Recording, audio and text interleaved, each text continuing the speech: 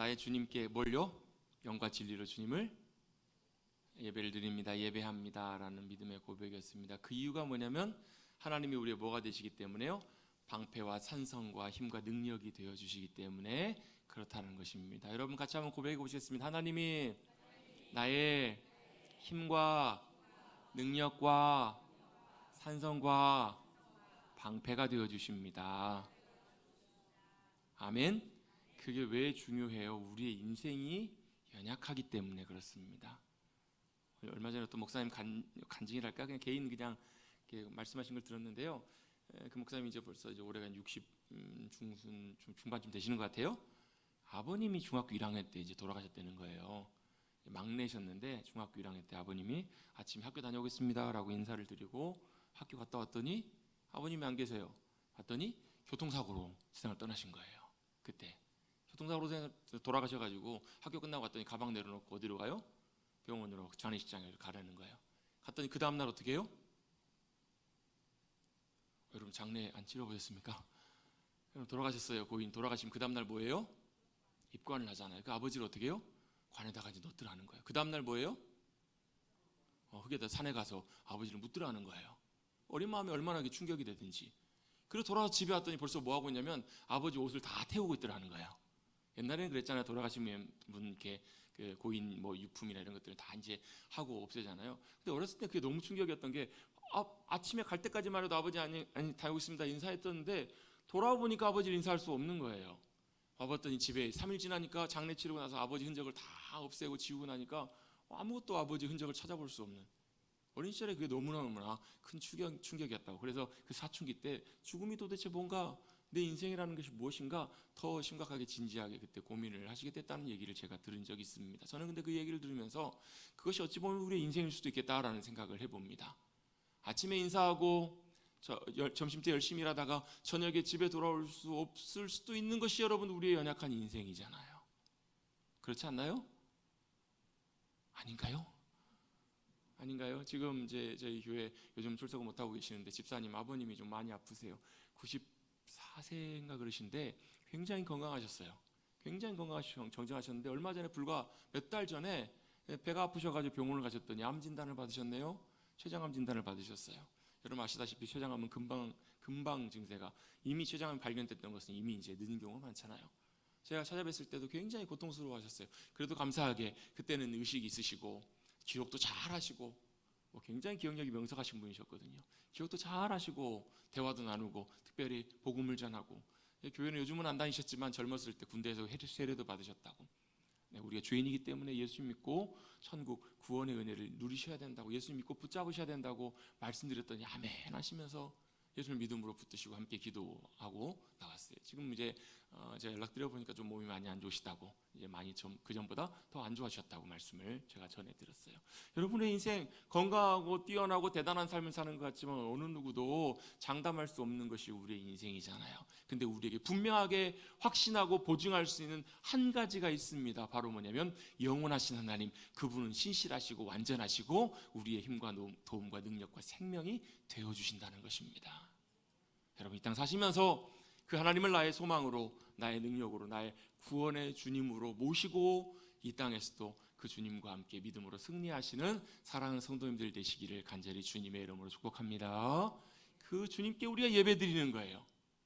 왜 이 더운 여름 시간에 이렇게 나와가지고 밖에만 나와도 푹 찌고 정말 죽겠는데, 제가요 지금 여기 있으니까 좀 살만하지, 여러분 양복 입고 밖에 좀만 나가니까요 와 이거 집어 던져버리고 싶어요. 양복 얼마나 더운지.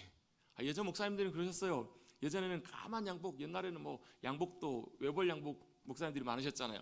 여름 양복도 아니세요. 두꺼운 양복 입고 나가시니까 1부 예배, 2부 예배만 드리고 나면 온몸이 땀으로 그냥 범벅이 되시는, 점심시간에 잠깐 집에 사택 들어오셔가지고 또 옷 갈아입고 나가시고, 예전에 다 이러셨잖아요. 그거에 비하면 참 그래도 하지만 감사하지만 날씨가 너무 더우니까 그냥 집어 던져버리고 싶고 그냥 에어컨 앞에 있으면 딱 좋겠다. 그래서 여러분 에어컨을 교회에서 빵빵하게 틀어놓습니다. 집에 계시는 것보다 편안하게 예배드릴 수 있도록. 근데 중요한 것은 우리가 이 자리에 나와서 예배드리는 이유, 목적이 뭐예요? 영이신 하나님 여전히 살아계시며 모든 걸 주관하시고, 그래서 믿고 주님 앞에 나오는 하나님의 자녀들 어떻게 해요? 능력의 손길로 붙드시고 소망이 되어주시고 위로하시고 함께 해주시는 그 주님을 우리가 예배하며 기뻐하는 것, 그것이 바로 영과 진리로 예배하는 귀한 예배 자리가 아니겠냐는 거예요. 여러분, 예배 자리에 나오실 때마다 그 하나님 살아계시고 역사하시고 함께 하시는 신실한 주님이심을 믿고 고백하며 나아오실 수 있는 저와 여러분 되시기를 주님의 이름으로 축복합니다. 제가 몇 주 전에 영과 진리로 예배하는 삶에 대해서 말씀을 통해 잠깐 나눴어요. 다음에 다시 한번 정확하게 나누겠지만, 왜 영으로 예배해야 돼요? 하나님이 영이시기 때문에. 그래서 어때요? 우리 안에 역사하신 성령님의 도우심으로 우리의 영혼이 깨어서 우리의 영으로 주님을 예배해야 돼요. 여러분, 영혼이 성령님을 통하여 깨어나시기를 주님의 이름으로 축복합니다.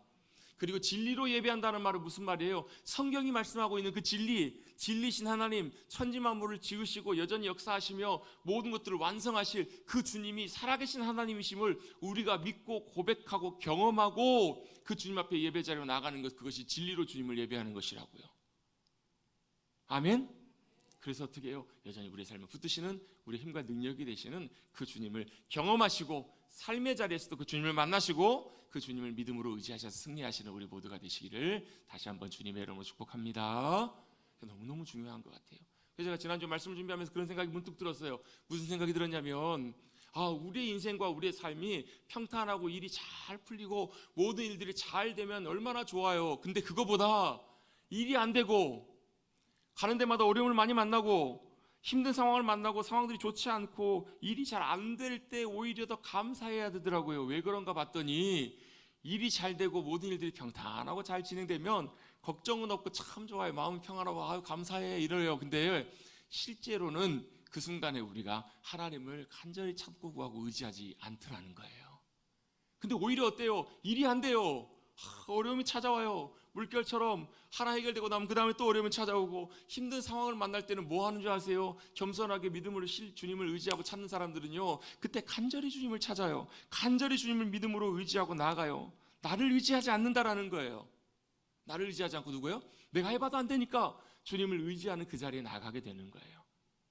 여러분, 안 믿는 분들, 세상에 하나님을 모르는 분들은요, 하나님을 모르고 안 믿기 때문에 누굴 믿어요? 누굴 믿냐면 자기를 믿어요.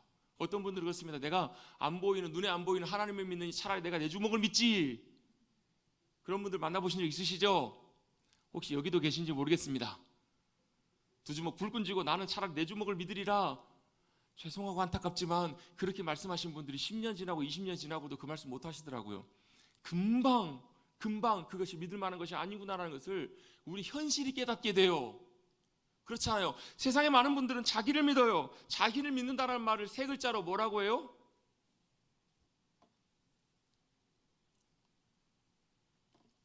자신감이라고 합니다. 그렇잖아요. 그래서 뭐라고 그래요? 자신감을 좀 가져. 자신감을 갖고 해. 이건 뭐 하라는 거예요? 자기를 믿고 힘을 내서 잘 하라는 말이에요. 참 어떻게 보면 그럴싸한 말이고 들을 만한 좀 좋은 말인 것 같아요. 그런데요, 이게 믿음의 관점에서 보면 이게 그렇게 사실 좋은 말은 아니에요. 우리가 믿음으로 주님 따라가는 데 있어서는요, 주님의 인도하심을 따라갈 때는 이 자신감이 오히려 방해가 될 때가 훨씬 많아요. 이 자신감이 믿음의 실패를 가져옵니다. 여러분, 자신감 하면 성경에서 제일 대표적인 딱 눈에 띄는 인물이 한 명 있습니다. 누구예요? 베드로예요. 항상 앞에 주도적으로 나가고요, 항상 어떻게 큰 소리 빵빵 칩니다. 심지어는 언제도요? 예수님 이제 겟세마네 동산에 가서 기도하시고 십자가에 못 박혀 돌아가셔야 될 직전에 예수님 뭐라고 말씀하세요? 내가 이제 사람들의 손에 넘겨져서 붙잡혀서 십자가에 돌아가실 거라고, 죽으실 거라고 말씀을 해요. 그러면서 너희도 다 같이 거기서 떠날 거라, 나를 떠날 거라고. 그랬더니 또 누가 나서요? 그래서 베드로가 빠질 수가 없죠. 베드로가 나와서 뭐라 그래요? 예수님, 어떻게 섭섭하게 그런 말씀을 하세요? 다른 사람들, 다른 제자들은 다 떠나도 아마 제자들 한번 다 훑어봤을 거예요. 그래, 너희는 그럴 거야. 근데 누구는요? 나는 절대 주님 안 떠날 거라고요. 절대 주님 안 떠날 겁니다. 내가 죽으면 죽었지 절대 주님 안 떠납니다. 큰 소리 빵빵 쳐놓고 어떻게 돼요? 그래도 자신감이 있어서 예수님 붙잡혀서 끌려가실 때 근처까지는 가요. 차라리 안 갔으면 근처 가가지고 어떻게 해요? 사람들이 알아보는 거죠. 너 예수님과 함께 다니는 사람 아니냐고, 예수와 함께 다니는 무리 제자 아니냐고. 그랬더니 어때요? 아니라고. 나중에는 어떻게 해요? 심지어 예수님을 저주하면서까지 부인을 해요. 예수님 말씀하신 그대로 닭 울기 전에 네가 3번 나를 부인하리라, 그 말씀 그대로 돼요, 안 돼요? 되잖아요. 그럼 어떻게 했어야 돼요? 여러분, 베드로의 가장 큰 실패의 가장 큰 원인이 뭐예요? 자기 과신. 자기를 믿고 자기를 신뢰했기 때문에 결국 베드로가 넘어진 거예요. 예수님이 기도하러 가셨을 때 뭐라고 말씀하세요? 야, 시험에 들지 않게 깨어 기도해라. 그 말은 무슨 얘기예요? 자신들의 연약함을 주님 앞에 인정하고 주님의 은혜와 도우심을 구하고 주님 앞에 엎드리라고 주님이 그렇게 몇 번이나 말씀하셨는데 베드로는 들었어요? 안 들었어요? 기도는 했을 것 같아요. 근데 여러분 이런 마음이 없으니까 어때요? 기도하는지 조는지 하는지 마는지 그렇게 되어버린다고요. 자, 베드로의 자기 과신, 바로 자신감 때문에 결국 그는 예수님을 심지어 부인하고 저주하는, 나중에 여러분 예수님이 부활하신 다음에 베드로를 찾아오셔서 그를 회복시켜 주시고 그를 다시금 주님이 붙들어 일으켜 주시기 전까지 그는 예수님 눈도 못 맞추셨을 거예요. 그 이유가 무엇입니까? 자기를 신뢰하는 자기 자신감에서부터 주님을 신뢰하지 못하는, 믿음으로 주님을 의지하지 못하는 그런 실패로 나아가게 했던 거예요. 여러분, 만약에 베드로가 자기를 내리고 은혜를 구하며 주님의 도우심, 자기 연약함을 고백하고 주님의 은혜와 도우심을 구하고 의지했다면 결과는 어떻게 되었을지 몰랐을 거예요. 여러분, 우리 성도는요 자신감으로 사는 존재들이 아닙니다. 우리는 사람들은 자신감으로 사는데요, 우리는 자신감으로 살지 않아요. 자신감이 뭔데요? 자기를 믿고 신뢰하는 그런 의지, 감정, 마음이잖아요. 그럼 우리는 뭘로 살아요? 같이 한번 해보시겠습니다. 성도는 자신감으로 살지 않고 뭘로 살아요? 주신감으로 살아요. 주신감이 뭐예요? 주님이 감을 주셨나요? 주신감이 뭐예요? 자신감을 바꿔보면, 자신감은 자기를 신뢰하는 그런 의지고 마음이라면, 주신감은 주님을 신뢰하고 의지하는 우리의 마음과 의지를 말해요. 주신감이란 말은 없어요. 제가 만든 말이에요. 주신감은 제가 만든 말이에요. 자신감, 곰곰이 생각해보니까 우리 자신감으로 사는 존재들이 아니더라고요. 왜? 자기를 믿고 신뢰하면 반드시 넘어져요. 반드시 주님 못 따라가요. 우리는 뭘로요? 주님을 신뢰하는 믿음으로, 주님만 믿음으로 의지하는 자리로 나아간다고. 여러분, 사람이 언제 제일 강해요? 여러분, 사람들은 그래요, 우리가 성장하면 성장할수록 뭔가를 의지하고 붙드는 것을 연약한 사람이라고 봐요. 근데 그렇지가 않아요. 여러분, 세상에서 가장 강한 사람은 누구냐면요, 여러분, 강해지기 위해서 돈도 벌고요, 힘도 모으고요, 어때요? 권력을 차지하고요, 그래요, 자기 강함을 과시하고 누리기 위해서 그걸 자기의 힘이라고 생각해요. 근데 그게 진짜 자기 힘이에요? 아니요. 여러분, 뇌혈관 하나만 툭 터져버리면 여러분, 그 대단한 사람도 여러분 한순간에 쓰러지는 것이 여러분 우리의 연약한 인생이잖아요. 절대 자만할 수 없는 것이 우리의 인생이에요. 그것이 바로 우리의 인생이라고요. 그것이 우리의 힘이 아니에요. 진짜 강한 사람 어떤 사람인가? 하나님을 나의 힘으로 삼고 살아가는 사람이에요. 하나님을 나의 의지로, 나의 도움으로 의지하고 살아가는 삶, 그때가 여러분 가장 강한 인생임을 여러분 꼭 기억하시기를 간절히 바랍니다. 그게 바로 믿음으로 살아가는 삶이에요. 주님이 주시는 은혜, 도우심의 능력이 함께할 때가 진짜 강한 인생이 삶의 순간이에요. 여러분, 하나님을 나의 힘과 능력으로 의지하고 살아가시는 우리 사랑하는 성도님들이 되십시다. 아멘. 그게 바로 믿음의 삶이기 때문에 그래요. 그것이 바로 우리가 믿음으로 살아가는 삶의 모습들입니다. 그래서 여러분, 그렇게 믿음으로 살아가는 삶은요 좀 달라요. 다르겠죠? 어떻게 달라요? 여러분, 사람들을 만나보면 그 사람들마다 느끼는 풍기는 분위기가 있습니다. 왜냐하면 대체적으로 우리는 보통 이제 직업을 선택하게 되면 보통 20, 30대부터 해가지고 은퇴할 때까지 이제 그 직업을 갖는 경우들이 대체적으로 일반적으로 많잖아요. 한 분야의 일을 많이 하고 그 일들을 하다 보면 어떤 분을 딱 만났을 때, 저분은 어떤 분이신 것 같다, 어떤 직업을 갖고 어떤 일을 하시는 것 같다, 좀 느껴질 때가 좀 있죠. 있어요. 뭐 없을 수도 있지만 있다고요. 저분은 어떤 인생을 살아오셨다, 저분은 어떤 분이신 것 같다 라고 어느 정도 조금 알 수 있어요. 그런데 여러분, 우리는 공통적인 중요한 한 가지 인생의 삶의 모습들이 있어야 돼요. 각자의 삶의 자리는 다르고 살아온 형편은 다르고 또 지내왔던 모든 것들, 우리 타고난 성격과 성품과 일하는 모든 것들 자리는 다 다를지 몰라요. 그래서 다 달라요. 여러분, 옆에 계신 분들 바라보시면 똑같으세요? 여러분, 쌍둥이도 달라요. 똑같이 일란성으로 태어난 쌍둥이도 자라온 배경과 상황이 달라지면 여러분 자라오는 모습들과 상황들이 좀 분위기들이 달라진다고 하잖아요. 여러분 옆에 계신 분과 같아요? 달라요? 달라요. 다 제각각의 모습이에요. 그런데 저와 여러분을 통해서 공통적으로 드러나는, 나타나는 중요한 한 가지 모습이 있어야 된다고요. 그 모습이 무슨 모습이냐면 예수 그리스도의 모습, 성도로 살아가는 그 귀한 모습이 바로 우리의 삶의 모습을 통해서 드러나야 된다는 거예요. 믿는 그리스도인으로, 성도로, 하나님의 백성으로, 자녀로 살아가고 있기 때문에 그런 모습들이 우리의 삶을 통해 나타나는 삶, 그것이 바로 믿음의 삶의 열매이고 우리가 살아가야 되는 믿음의 삶의 현실적인 모습들이라는 것입니다. 여러분, 성경에 이스라엘이란 말이 나오죠. 이스라엘이 뭐예요? 우린 이스라엘이라는 말을 딱 들으면 지금 저기 중동에 있는 유대인들이 사는 그 이스라엘 생각하기가 쉬워요. 그죠? 근데 여러분, 성경에서 말씀하고 있는 이스라엘은 그 유대인들도 이스라엘이라고 볼 수 있지만 실제로 성경에서 이스라엘은 누구냐면 하나님의 언약, 약속. 누구예요? 아브라함과 하신 하나님의 약속, 언약. 무슨 약속이에요? 내가 하나님 되고 너희가 내 백성이 되리라. 이 언약과 말씀 가운데 살아가는 믿음의 사람들, 언약의 백성들을 다 뭐라고 부를 수 있냐면 영적인 이스라엘이라고 부를 수 있어요. 이스라엘은 누구인가? 하나님의 백성들이에요. 이스라엘은 누구예요? 하나님을 아버지로 모시고 하나님의 자녀로 살아가는 백성들이에요. 성도예요. 그리스도인이에요. 여러분, 바로 그것이 바로 저와 여러분의 모습이고 삶이고 거룩한 정체성이 되어야 될 줄로 믿습니다. 대한민국 국민으로 살아가지만 각자의 모습으로 80대, 60대, 70대 여러 가지 남자, 여자의 모습으로 살아가고 이런 일 저런 일하고 살아가지만 저와 여러분의 삶의 모습을 통해서 뭐가요? 그리스도인, 성도, 하나님의 백성, 거룩한 삶이 모습이 드러나는 삶을 살아가는 것이 바로 우리의 진짜 삶의 모습이고 하나님이 기뻐하시는 모습이라는 거예요. 그럼 과연 우리의 삶에서 그런 성도에서 정체성, 그리스도인의 삶의 모습이 나타나고 있는가? 아닌가? 여러분, 나타나고 있으세요? 없으세요? 제가 좋은 방법 하나 가르쳐 드릴게요. 어떻게 하시면 되냐면 내일부터 이제 집에 가셔가지고 머리띠를 하나 하고 다니십시다. 이렇게 쭉 머리띠를 딱 띄시고 여기다가 뭐라고요?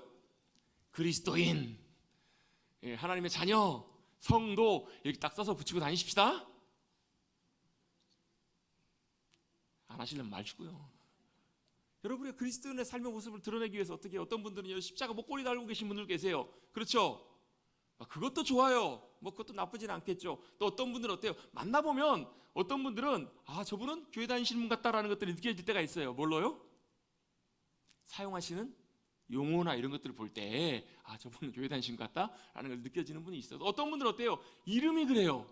어제가 뉴스를 보니까 제주도에서 50대 남편도 55세? 아내도 50 몇 살인가 돼요. 50대인데 7번째 자녀를 낳았대요. 별로 놀라지도 않으시네. 옛날에는 7, 8, 10 많았지만 지금은 여러분 자녀 7, 큰아들이 28.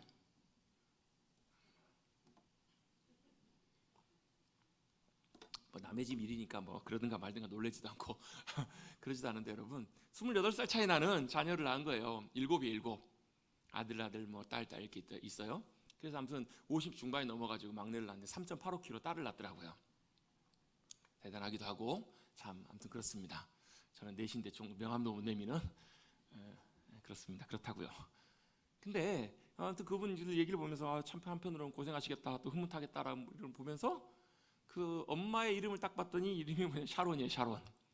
샤론의 꽃이에서 이분은 모르긴 몰라도 아마 교회 다니시는 분의 확률이 굉장히 높겠다. 이름을 지었는데 이름을 보니까 박요한이야. 이분은 물론 요한이라는 이름 갖고도 교회 안 다니는 분들 있습니다. 근데 이름이 요한이면 대부분 교회 다니는 분 확률이 굉장히 높겠죠. 이런 걸 통해서도 저분이 성도이구나, 그리스도인이구나, 교회 다니는 분이라는 걸 알 수가 있어요. 그렇다고요. 근데 그거보다 더 좋은 방법은 뭐예요? 우리의 삶과 성품과 말과 행실과 모습을 통해서 뭐가 나타나는 거예요? 그리스도의 향기가, 그리스도의 성품이, 모습이 나타난다면 더더욱 좋겠죠.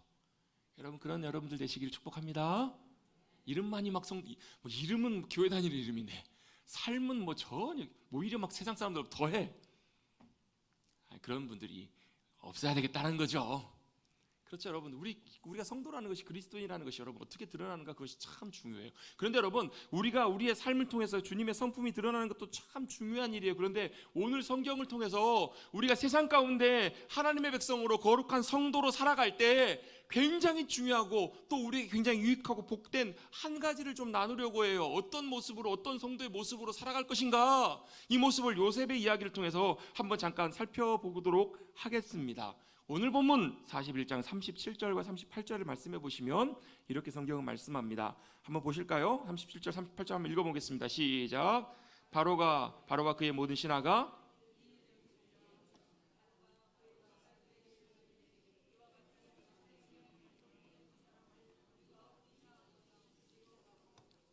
아멘. 자, 우리가 뭘 지금 살펴본다고요? 요셉의 삶을 통해서 세상 가운데 하나님 나라의 백성으로 살아가는 삶의 모습이 어떤 모습인지를 한번 살펴보자고요. 근데 먼저 37절에 보면 이렇게 표현합니다. 바로와 모든 신하가 이 일을 좋게 여긴지라 라고 말씀합니다. 이 일이 도대체 뭘까요? 도대체 뭔 일이 있었길래 뭔 일을 좋게 여긴다는 거예요? 이 일이 뭔가요? 그 앞에 나와 있는 일이에요. 앞에 나와 있는 일이 무슨 일이에요? 자, 지금 요셉이 어디 있었어요? 감옥에 갇혀 있었어요. 그것도 먼 이국 땅, 타국 땅 감옥에 갇혀 있었어요. 감옥에 갇혀 있다가 갑자기 뭐 때문에요? 그 당시에 바로왕, 애굽의 왕인 바로왕이 꿈을 꿨어요. 꿈을 꿨는데 꿈을 2번이나 겹쳤구네요. 이거 심상치 않은 뭔가 의미가 있는 중요한 꿈인 것 같아요. 그래서 무슨 꿈인가 알아보려고 하는데 도대체 무슨 꿈인지 모르겠어요. 그래서 애굽의 온 나라에, 여러분 그 당시에 애굽이 어떤 나라냐면 세계에서 가장 강대국, 가장 문명을 주도했던 나라가 애굽이에요. 지금은 여러분 이집트가 그렇게 잘 사는 나라가 아니잖아요. 근데 지금은 뭐 미국이나 이런 나라 이상으로 세계에 가장 영향력 있고 가장 강한, 그래서 여러분 저는 종종 그런 표현을 써요. 그 당시 바로왕이면 아마 나는 새도 떨어뜨렸을 거라고. 아니, 말이 그렇다고요. 그런 나라, 그런 왕이에요. 그러니까 그 주변에 있는 신하들도 여러분 얼마나 똑똑하고 얼마나 능력 있고 탁월한 주변의 사람들이 많았겠냐고요. 그 사람들 다 불러 모아놓고 도대체 이 꿈이 무슨 의미냐고요. 이 꿈이 무슨 의미인지, 무슨 뜻인지 물었는데 아는 사람 있어요, 없어요? 없어요. 아무도 없었던 거예요. 그때 누가 생각이 나요? 이 술 맡은 관원장이 문득 생각나는 사람이 있었어요. 2년 전이에요.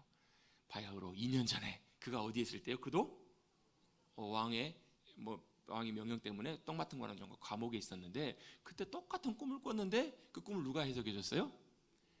그때 감옥에 있었던 청년 요셉이 그 꿈을 해석해주고 그대로 되었던 거예요. 그게 그제서야 생각이 났던 거예요. 그래가지고 왕에게 얘기합니다. 제가 감옥에 있을 때 이러이러 해가지고 꿈을 해석해줬던 한 청년이 있는데, 히브리 청년이 있는데 그 청년 한번 불러볼까 했더니 왕이 그래 불러봐라 해요. 감옥의 죄수였던 요셉이 한순간에 누구 앞에 서게 된 거예요? 가장 밑바닥에 있었던 인생이 한순간에 가장 강대국, 그 높은 왕의 보좌 바로 앞에 올라가게 된 거예요. 그 장면이 바로 이 사건의 모습들의 장면이에요. 자, 요셉이 지금 벌써 애굽에 와 있는 지가 몇 년이나 됐을까? 요셉의 처음 나이가 17세로 언급이 돼 있어요. 그리고 나중에 애굽의 종으로 팔려가요. 그리고 나서 애굽에서 총리가 되었을 때가 30세예요. 그러면 최소한 애굽에서 지금 몇 년을 있었던 거예요? 최소한 10년 이상, 14년 가까운 인생을 애굽에서 보내고 있어요. 요셉의 친구가 요셉 청년이 뭐 히브리 사람인지 어디 사람인지 사실 잘 모를 만큼 거의 애굽에서 10년 넘게 사는 존재가 됐어요.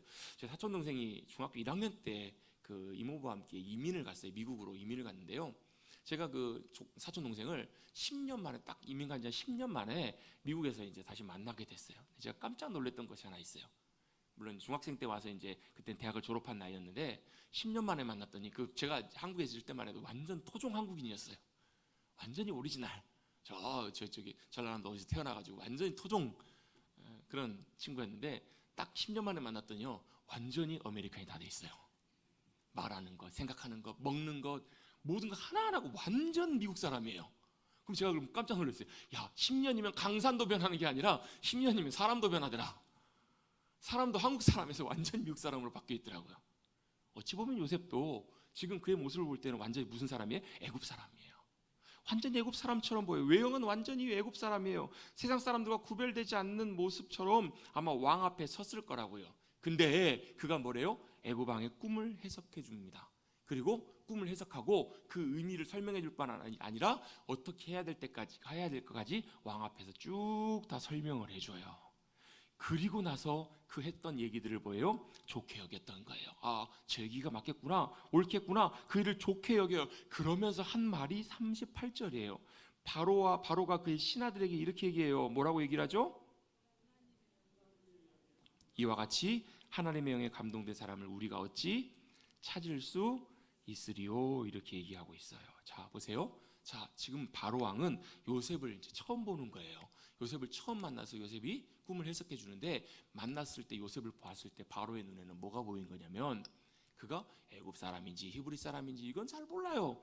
감옥의 죄수였기 때문에 그 죄수의 모습이지만 깔끔하게 다시 정돈하고 나왔으니까 그런 모습은 안 보였겠죠. 근데 중요한 게 딱 한 가지 눈에 들어온 거예요. 뭐가 들어왔어요? 하나님의 영에 감동된 사람으로 요셉이 보였던 거예요. 여러분, 어찌 보면 이것이 굉장히 오늘 본문뿐만 아니라 우리의 삶에도 굉장히 중요한 부분이 아니겠냐는 거예요. 겉모습이 그리스도인, 우리 여러분 여러 가지 모습이 그리스도인의 삶의 모습으로 드러나는 것도 참 중요하겠지만, 우리의 말에서, 우리 행동에서, 밥 먹기 전에 기도하고 이런 모습도 참 중요하고 복되고 의미 있지만, 어찌 보면 우리가 세상 사람들이 우리를 볼 때 뭘 보는 거예요? 마치 바로가 요셉을 보았을 때 하나님의 영이 함께 하시는, 하나님의 영에 감동된 사람으로 보였던 것처럼 우리도 우리를 볼 때, 세상 사람들이 우리를 볼 때 어떤 모습으로요? 하나님의 영에 감동된 사람으로, 하나님의 영이 함께 하신 사람으로 볼 수 있다면, 보여질 수 있다면 그것처럼 복되고 하나님께 영광 돌리는 그런 귀한 일이 아니겠냐는 거예요. 여러분 어때요? 우리 지금 일반적인 모습으로 세상 가운데 우리 그리스도인들이, 성도들이 어떤 모습으로 드러납니까? 어떤 모습으로 드러나죠? 오히려 부정적인 모습으로 많이 드러나잖아요. 어때요? 못 믿을 사람, 또 어때요? 참 더한 사람, 이렇게 좋지 않은 부정적인 평가들로 많이 보여집니다. 그런데 여러분, 성도가 성도로, 그리스도인이 그리스도인으로 또 하나님의 성령님이 함께 하셔서 나타나신 삶으로 살아가지 않는다면, 못한다면 어찌 보면 우리의 신앙생활은 어때요? 같이 한번 따라서 해보시겠습니다. 하나마나. 하나마나. 하나마나가 뭐예요? 해도 그만 안 해도 그만. 우리가 성도로, 그리스도인으로, 신앙으로 살아가는 것이 그렇게 사나 안 사나 별로 차이가 없다라는 거예요. 여러분, 우리가 신앙생활하면서 물론 하나님의 도움을 받는 것, 그것도 참 유익하고 복됩니다. 하나님의 위안과 평안을 누리는 것, 그것도 좋습니다. 그런데 진짜 우리 신앙생활 속에서 하나님이 우리에게 누리기를 원하시는 그 진짜 그거에 비하면 이건 사이드라는 거예요. 진짜는 누구에게 있어요? 하나님께 있잖아요. 진짜는 어디 있어요? 하나님의 영이신 성령님께 있어요. 그분이 우리의 삶에 함께 하시고 나타나시는 삶을 사는 것처럼 복된 인생이 없다라는 거예요. 세상이 우리를 볼 때, 세상 사람들은 나를 볼 때 뭐 멋진 사람, 좋은 사람, 저 사람이 참 좋은 사람이야. 여러분, 이런 평가받으면 좋으세요, 안 좋으세요? 안 좋으세요? 좋으시죠? 사람들, 여러 사람들이 나를 볼 때 참 좋은 사람으로 보고, 멋진 사람, 능력 있는 사람, 대단한 사람, 참 귀한 사람, 이렇게 보는 것도 참 귀할지 모르겠어요. 그런데 요셉처럼 저와 여러분이 세상 가운데 어떻게 해요? 하나님의 영에 감동된 사람이라고 인정받는다면 그 인생이 정말 복되고 귀한 인생이 아니겠냐는 거예요. 그 당시 여러분, 바로 왕이 여러분 여호와 하나님을 알았을까요? 히브리인들이 따르는 아브라함과 이삭과 야곱의 하나님을 잘 몰랐을 거예요. 그들은 그들의 신들을 섬겼을 것이고 하나님이 누구신지도 몰랐을 뿐만 아니라 믿지도 않았을 거라고요. 근데 아무것도 모르겠지만 분명하게 하나를 바로 왕은 알고 고백해요. 뭐라고요? 요셉을 보니까 하나님이 살아계시고 하나님 요셉을 통해서 충만하게 영으로 감동하시고 함께하고 계신다라는 것을 그는 보고 부인할 수가 없었던 거예요. 살아계신 하나님, 영으로 함께하신 하나님, 이것 아니고선 도저히 이해할 수 없는, 그래서 인정할 수밖에 없는 하나님의 영이 함께하심을 바로 왕과 신하들이 보았던 거예요. 그것이 어떻게 드러나는가, 어떻게 그걸 보게 됐는가? 39절입니다. 39절 말씀을 같이 한번 읽어보겠습니다. 시작. 요셉에게 이르되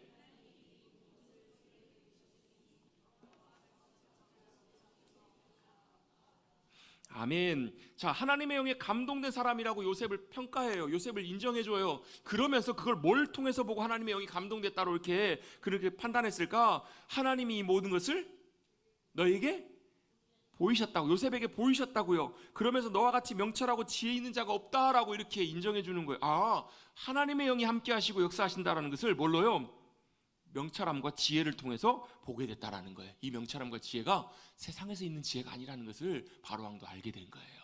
이거는 하나님 외에는 하나님만이 가르쳐 주신 지혜로만 알 수 있는 것이라고. 그래서 여러분, 하나님의 영이신 성령님이 함께 하시고 역사하실 때 어떤 일들이 일어나는가? 우리가 성령님이 감동하시는 사람으로 살아가면 어떤 모습, 어떤 일이 일어나는가? 요셉처럼요, 뭐가요? 지혜와 명철이 함께하는 삶을 살게 돼요. 아멘. 성령이 우리를 통해서 역사하실 때 어떤 일이 일어나냐면 지혜와 명철이 우리 가운데, 하나님의 지혜와 명철이 우리 가운데 함께 해주시고 부어지고 나타난다는 거예요. 이게 왜 그런가? 설명을 좀 드릴게요. 이게 왜 그러냐면 하나님의 영이 누구세요? 성령님이시잖아요. 성령님이 어떤 분이세요? 하나님의 영. 아, 그럼 계속 질문이 도네요. 하나님의 영이 성령님이세요. 성령님이 하나님의 영이세요. 근데 성령님은 어떤 분이시냐면 하나님의 영이시면서 또한 동시에 우리 가운데 함께 하시고 역사하시는 분이신데, 성경에 보면 성령님을 어떻게 표현하고 있는가? 특별히 여러분 이사야서에 보면 이렇게 성령님을 묘사하고 있어요. 원래 이사야서에서는 예수님의 오신 메시아의 탄생을 예언하고 있어요. 뭐 이사야 7장, 이사야 9장, 이사야 11장에 보면 다 나와요. 이사야 7장에는 뭐가 나오냐면 처녀가 잉태하여 아이를 낳을. 여러분, 처녀가 아이를 낳을 수 있어요, 없어요? 에이, 낳았으면 그건 뭔 일 있었겠지. 부뚜막에? 아니 때는 굴뚝에? 연기가 난리가 없는 것이 인과응보고 세상의 법칙이잖아요. 여러분 절대로 처녀는 아이를 낳을 수가 없어요. 근데 그것이 하나님의 기적이고 하나님의 능력이시래요. 처녀가 아이를 잉태하여 아이를 낳을 것이라고. 그러면서 그걸 뭐라고 해요? 이름을 임마누엘이라 하라. 하나님 우리와 함께 하시려고. 9장에도 그런 표현이 나오고요, 11장에도 그 표현이 나와요. 이사야 11장에는 어떤 내용이 나오냐면 이새 뿌리에서 뭐가 나오냐, 이새 줄기에 한 싹이 나고 그 뿌리에서 한 가지가 나서 결실할 거라고. 이게 도대체 뭔 말인가? 여러분, 이새가 누구냐면 다윗의 아버지예요. 이새라고 표현했지만 실제로는 뭘 언급하고 싶었냐면, 이사야가 다윗의 후손에서 누가 나신다? 예수님이 나신다라는 것을 예언한 거예요. 이사야가 예수님이 다윗의 후손으로 오실 메시아 그분이시다라는 것을 이사야 11장 1절에 말씀하고 난 다음에 2절부터 보면 어떤 내용이 나오냐면, 혹시 성경 가시는 분들 한번 찾아보십시오. 이사야 11장 말씀 한번 찾아보셔도 좋을 것 같아요. 시간이 많이 가서 안 찾으려고 그랬는데요, 찾아보시면 이런 내용이 나와요. 무슨 내용이 나오냐면, 이세 후손으로 메시아 예수 그리스도 구원자가 이 땅에 오실 것인데, 그 위에 뭐가 함께 하시냐면 여호와의 영 곧 지혜와 총명의 영이요 모략과 재능의 영이요 지식과 여호와를 경외하는 영이 강림하실 것이다 라고 이렇게 약속하고 계세요. 자, 예수님 위에 뭐가 함께 하신다고요? 같이 한번 따라해 보겠습니다. 여호와의 영. 여호와의 영이 누구세요? 성령님이세요. 성령님. 여호와의 영, 성령님이 함께 하실 거라고. 근데 그분은 여호와의 영이시면서 또한 동시에 어떤 분이시냐면 지혜의 영. 같이 한번 해보십시다. 지혜의 영, 총명의 영, 모략의 영, 재능의 영, 지식의 영, 여호와를 경외하는 영. 여러분, 이게 몇 가지인 줄 아세요? 7가지. 그래서 이것을 7중 성령님의 역사하심이라고 표현하는 경우도 있어요. 7이라는 그 표현은, 숫자는 성경에서 완전한 숫자를 말해요.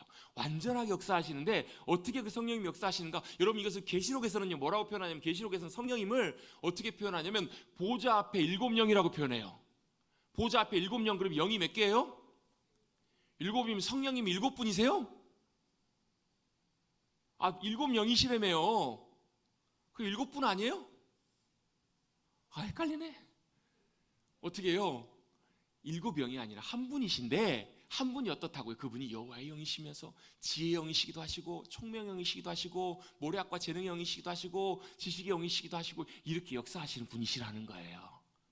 그 7가지 예를 한번, 직접적인 예는, 정확한 예는 아니지만, 예를 들면 어떤 분이 계세요? 그분은 좋은 분이고 성실한 분이시고 또 능력 있는 분이시고 훌륭한 분이시고. 여러분, 이거 몇 분이에요? 누구 얘기하는 거예요? 저 얘기하는 게 아니고 그분 얘기하는 거예요. 한 사람인데 여러분, 그분이 좋은 분이고 능력 있는 분이고 어때요? 성실한 분이시고 지혜 있는 분이시고. 이게 한 사람이에요? 네 사람이에요? 한 사람인데 이분이 이런 성향, 이런 것들 다 있다, 이렇게 표현하고 있는 것처럼 성령님이 어떠시다고요? 그분에게는 지혜가, 그분에게는 하나님의 모략이, 하나님의 능력과 권세가 함께 하시는 분이시다라고 이렇게 표현하고 있는 거예요. 그래서 여러분, 성령님이 함께 하시면 내 능력이 아니라 성령님이 나를 통해 성령님의 능력이 나타나시게 돼요. 예전 과거 구약에서는 어떻게 나타나시냐면, 하나님의 영이 함께 하시면 어떤 일이 일어났어요? 삼손. 여러분, 삼손의 힘의 근원이 어디 있었어요?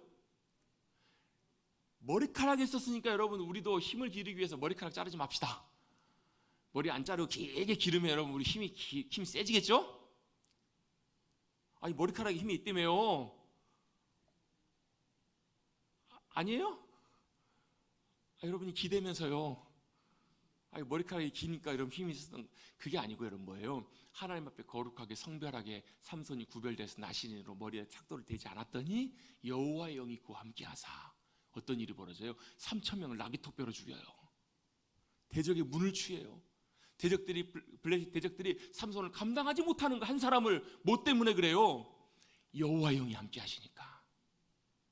기도는 어때요? 두려워가지고 무서워가지고 미디안이 쳐들어올까봐 포도주 틀 안에 들어가가지고 거기서 밀 까고 있었다고요. 근데 그 기도원에게 여호와의 영이 함께 하시니까 어때요? 담대하고 대단한 용기로, 어때요? 사람들 불러 모으니까 다 불러 모아요. 몇 명 가지고요? 300명 데리고 가가지고 미디안의 수많은 사람들, 수많은 병사들 어떻게 한꺼번에 다. 그게 누구예요? 여호와의 영이 함께 하셨을 때 임하시는 주님의 능력이셨다고요. 그런데 그 주님의 영이 이제는 어떻게 신약에 와서 예수 그리스도를 통해서 누구에게요? 저와 여러분 가운데 내주하시고 함께 하시게 된 거예요. 예수님이 십자가에 돌아가시고 하나님과 아버지의 길을 여시고 약속하신 성령님 우리 가운데 보내주시잖아요. 그랬더니 성령님 이제는 어디에요? 예전에는 삼손에게 함께 하셨다가 떠나시기도 하셨어요. 그죠? 기름 부으심으로 함께 하셨다 떠나시기도 하셨지만 지금은 어떻게 해요? 우리 안에 내주하신다고요. 누가요? 믿는 그리스도인 안에 성령님이 함께하고 계신다고요. 같이 한번 따라 고백해 보겠습니다. 내주하시는 성령님 기억나시죠? 재작년에 우리 성령의 사람 할 때 표 밑에 3개 있었잖아요. 감사합니다. 일부 예배 때는 처음 들어본 표정으로. 그게 뭐예요? 내주하시는 성령님. 왜? 성령님 우리 안에 함께하고 계신다고. 또 충만케 하시는 성령님, 열매 맺게 하시는 성령님. 그랬잖아요. 왜요? 우리 안에 성령님이 함께. 난 아무리 봐도 성령님이 안 하시는 것 같은데요. 함께 안 하시는 것 같은데요. 그건 여러분 성령님이 우리 안에 함께 하셔도 우리가 성령님을 찾고 구하지 않고 의지하지 않고 나아가지 않기 때문에 성령님이 역사하시지 못하셔서 그러신 거예요. 성령님이 인격적이시니까. 함부로 하시지 않으시니까요. 그래서 찾고 구하고 믿음으로 나가는 이들에게 어떻게 해요? 성령님이 함께 하시고 함께 하심을 드러내 주세요. 나타내 주세요. 그래서 어떻게 해요? 때때로 우리 죄가 있을 때 순종하고 주님 앞에 회개하고 돌이키면 성령님 우리 안에 더 충만하게 함께 하세요. 뭘로요? 주님의 능력으로, 주님의 권세로, 주님의 놀라운 역사하심을 우리 가운데 함께 하세요. 그것을 나타내는 사람이 누구예요? 성령님이 감동하시는 사람이에요. 하나님의 영이 감동하신 사람이 누구처럼요? 요셉처럼요. 여러분 우리도 요셉처럼 하나님의 영에 감동된 자로 살아가시는 저와 여러분 되시기를 주님의 이름으로 축복합니다. 그게 여러분 세상 가운데 드러나는 하나님의 사람의 모습으로서 가장 귀한 모습이 아니겠냐는 거예요. 하나님의 영이 감동하시니까 어때요? 세상의 모든 것들을 분별할 수 있는 지혜가 하나님께로부터 우리 가운데 임해요. 요셉에게 임했어요. 그리고 어때요? 그 지혜와 명철로 어때요? 가장 높은 자리에 세우시는 주님의 놀라운 영광의 은혜를 누리게 되잖아요. 그뿐만 아니라 많은 이들을 구원하는 놀라운 역사를 이루게 돼요. 사용받게 되잖아요. 그러면 마지막 결론입니다. 중요한 것은 무엇인가 하면 그러면 우리가 어떻게 하나님의 영에 감동된 사람으로 살아갈 것인가? 이게 결론이에요. 어떻게 여러분 하나님의 영에 감동된 사람으로 살아갈 수 있을까요? 여러분 답을 맞추시면 제가 설교를 끝내겠습니다. 어떻게 여러분 하나님의 영으로 감동된 삶을 살아갈 수 있을까? 여러분 오늘 성경에는 직접적으로 나와 있지는 않아요. 근데 요셉이 어땠다고요? 바로 왕이 볼 때 요셉 몰라봤어요. 요셉이 어떤 사람인지. 근데 분명히 하나 알 수 있는 한 가지, 그게 뭐였다고요? 하나님의 영에 감동된 사람이었다고요. 뭘 통해서요? 그 함께 하시는 하나님의 영이 그를 지혜롭게 하시고 그에게 명철과 지혜로 함께 하셨던 그걸 보면서. 그럼 요셉의 삶이 어떻겠을까? 앞의 내용부터 쫙 한번 살펴보면요, 그 비결과 내용이 나와요? 안 나와요? 안 나와요. 안 나온다고요. 성경에 결과만 나와요. 어때요? 어떻게 결과가 나와요? 요셉이 형들에게 팔려가지고 애굽의 종으로 팔려와요. 누구의 집에 팔려와요? 보디발의 집에 팔려왔더니 어때요? 여호와께서 그와 함께 하심으로. 어디예요? 보디발의 집에 종으로 팔려온 그와 함께 하심으로. 누구까지요? 요셉 때문에? 요셉이 하는 모든 일이 형통케 돼서 보디발의 집에도 복이 임한 거예요. 그게 뭐예요? 결론이에요. 결과예요. 결과. 어떻게 됐는지는 성경에서 안 나와요. 그 다음에 어떻게 돼요? 감옥까지 내려가게 돼요. 근데 감옥에서도 돼요? 여호와께서 그와 함께 하심으로 모든 일이 형통하였다. 아니 여러분, 우리 생각할 때 모든 일이 형통하면 감옥 안 가야 되잖아요. 감옥 가려고 누명을 쓰고 해가지고 보디발의 아내가 그러잖아요. 나를 성추행하려고 그랬다고. 그럼 어때요? 영락없이 감옥까지 생겼는데 잠깐 하면서 누가 증인이 나타나가지고, 그렇지 않아요? 내가 봤다고 반대라고 이렇게 여러분 증인이 나타나가지고 요셉이 감옥 안 가야 여러분 형통한 거 아닌가요? 그래요, 안 그래요? 여러분의 일이 아니니까 여러분 전혀 심각하게 생각을 안 하신 것 같아요. 여러분 생각해보세요. 여러분이 억울하게 누명 쓰고 감옥 가게 생겼는데 어때요? 하나님이 도우셔서 함께 하셔서 형통케 하시면 어떻게 돼야 돼요? 감옥에 안 가야 정상이잖아요. 그래야 되잖아요. 근데 어때요? 요셉은 감옥까지도 가요. 억울하게 갇혀요. 근데 중요한 것은 그곳에서도 하나님께서 함께 하시더라. 그리고 만사 형통하게 하시더라. 그 이유가 무엇이었을까? 그걸 한번 곰곰이 생각해 보면요, 우리가 한 가지 결론을 내릴 수 있는 것이 있어요. 요셉이 도대체 왜 그랬는가? 무엇 때문에 그랬을까? 한번 같이 한번 저를 따라 고백해 보겠습니다. 요셉은 어떻게 해요? 하나님을 경외하는 사람이었기 때문에 그래요. 같이 한번 고백해 봅시다. 요셉은 하나님을 경외하는 자였습니다. 이게 무슨 말이냐면 요셉은 하나님을 경외함이 그의 즐거움과 기쁨이 되었어요. 이 사실 쉽진 않지만 그의 삶을 놓고 보면 여러분 정확하게 나타나진 않지만 그걸 알 수 있어요. 어떻게 알 수 있는가? 여러분 요셉이 노예로 팔려갔을 때 여러분 어떤 마음이었을까요? 여러분 입장 바꿔놓고 여러분이 갑자기 형들로부터 배신당해가지고 죽을 뻔하다가 노예로 팔려가 종으로 팔려갔어요. 여러분 마음이 어떠시겠어요? 얼마나 큰 상처와 아픔과 괴로움과 고통이 있었겠냐고요. 근데 요셉이 그때 어떻게 했을까요? 여러분이 저와 여러분이 아마 똑같이 그런 상황이 있었으면 우리는 아마 그랬을 거예요. 마음속에 슬픔과 아픔과 원망과 아픔들이 가득했을 거라고요. 그렇죠? 그런데 만약에 요셉이 그 모습 그대로 있었다면 요셉을 통해서 보디발의 집이 복을 받는 형통케됨의 은혜를 아마 누리지 못했을 확률이 굉장히 높아요. 왜요? 요셉은 그 순간에도 뭘 했을까? 여러분 요셉이 여러분 보디발의 아내가 유혹할 때 아무도 보지 않냐고, 아무도 보는 이 없지 않냐고, 나와 동침하자고. 그럼 뭐예요? 일이 편안해져요. 이러면 앞날이 여러분 훨씬 쉽게 열린다고요. 그때 요셉은 뭘 했을까요? 거절해요. 왜 그랬을까요? 이유가 있어요.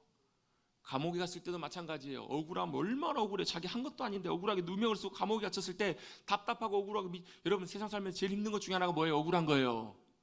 억울하게 누명 쓰는 거 얼마나 답답해요. 근데 여러분 요셉이 만약에 감옥 갔을 때도 자기가 억울해가지고 여러분 억울하면 어때요? 자다가도 여러분 이불 발로 차고 일어나잖아요. 얼마나 여러분 화병 도져요. 일어나고 답답해가지고 화내고 승질내고 낙심해가지고 늘 항상 억울한 말 호소하고 있었다면 과연 감옥에서 그런 모습 그런 삶을 살았겠냐는 거예요. 그렇지 않았을 거라고요. 또 어때요? 술 맡은 관원장에게 부탁해가지고 야 이제 나갈 기회가 된 거예요. 부탁해 나를 꼭 좀 내보내 주십시오 라고 했는데 잊어버리는 거예요. 얼마나 사람에게 잊혀지고 상처받고 얼마나 낙심했겠냐고요. 얼마나 절망했겠냐고요. 얼마나 이제 삶에 더 이상 소망이 없다고 포기하고 싶었겠냐고요. 근데 그럼에도 불구하고 요셉이 여러분 바로가 불렀을 때 여러분 바로가 내가 너 2년 후에 언제 부를 거니까 준비하고 있어 이랬을까요? 아니요. 그날 아침까지도 몰랐을 거예요. 갑자기 사람들이 오더니 빨리 옷 갈아입어, 빨리 면도해, 씻어 이러더니 후다닥 해갖고 어디로 데려가요? 갑자기 별안간에 갑자기 왕궁으로 데려가게 됐던 거예요. 그럼에도 불구하고 그곳에서 뭐래요? 정확하게 하나님의 뜻대로 성령님이 인도하신 대로 그 뜻을 분별하고 하나님의 뜻과 역사하신 대로 그대로 모든 일들 나타내잖아요. 요셉이 뭐 했던 거예요? 잘 준비되어 있었던 거예요. 어떻게 해요? 하나님을 경외함으로. 하나님을 경외한다는 말이 무슨 말이에요? 모든 상황 속에서도 뭐가요? 지금 그 순간에도 그가 낙심하고 괴로워하고 절망하는 그 순간에도 하나님이 살아계시고 그 요셉의 삶 가운데 함께 하시고 나와 함께 하심을 믿고 깨닫는 것, 그래서 하나님이 신실하게 나의 삶을 아시고 인도해 가실 것을 믿는 것, 믿음으로 반응하는 것, 이게 뭐예요? 이게 하나님을 경외함이에요. 다시요. 이런 못 따라오신 것 같아서. 하나님을 경외함이 뭐예요? 하나님 지금 살아계시고 여전히 나의 삶에 함께하고 계시고 보고 계시고 뿐만 아니라 뭐예요? 나의 모든 형편과 처지를 주님이 잘 아시고 주관하셔서 가장 선한 길들로 우리의 삶을 이끄시고 인도하실 것을 믿고 기다리는 것, 그게 뭐라고요? 여호와를 경외하는 것, 하나님을 경외하는 삶이라는 거예요. 그렇게 하나님을 경외하게 되면 어때요? 모든 상황 속에서도 낙심해야 되는 상황에서도 원망해야 되는 상황에서도 불평해야 되는 상황에서도 절망해야 되는 그 상황에서도 괴로워해야 되는 그 상황에서도 뭘 할 수 있냐면 하나님을 경외하는 사람은 감사할 수 있습니다.